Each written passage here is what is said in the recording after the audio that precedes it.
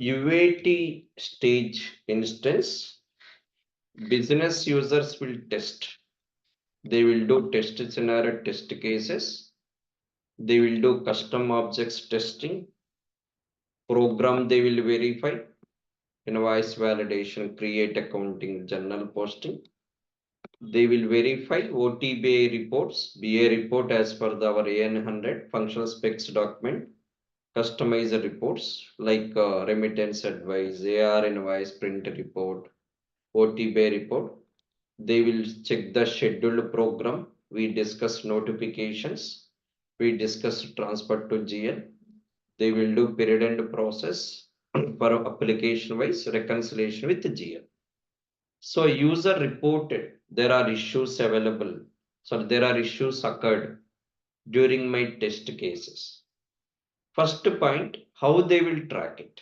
They will mention in the Excel sheet as I mentioned, passed or failed. They will attach the error. Then who will fix it? 99% that error will be sent to offshore team by group mail ID. Offshore guy should take care action. He should take immediately action to be tested in the clone to UAT clone to. Then you have to fix it. Then go to clone one. Then UAT. So you have to replicate and fix it.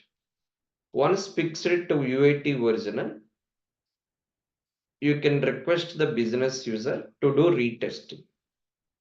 You have to retest and confirm.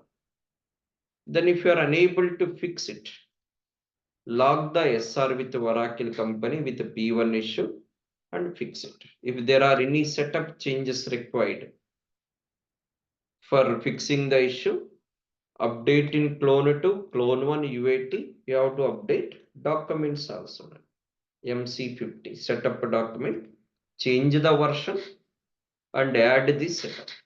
If they given any data fix, if they given any solution action plan, you have to include during the UAT user issues fixings that should be tracked before production environment, discussed why we are receiving that error, what is the root cause. You have to explain to the client every day end of the day, or you have to explain what is the root cause, whether it is setup changes, user mistakes, you need to explain very detailed.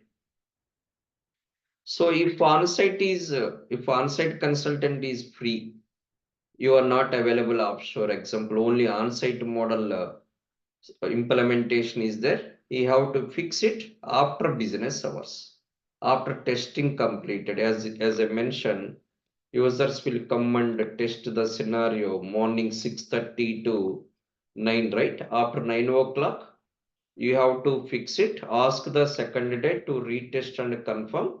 Ask the update, day to tested, yes, and like passed, you have to update. That will be updated with the tracker dashboard. So dashboard should be updated. You should not modify. User only should modify whether it is passed or not. That you need to take care of as on-site or offshore consultant.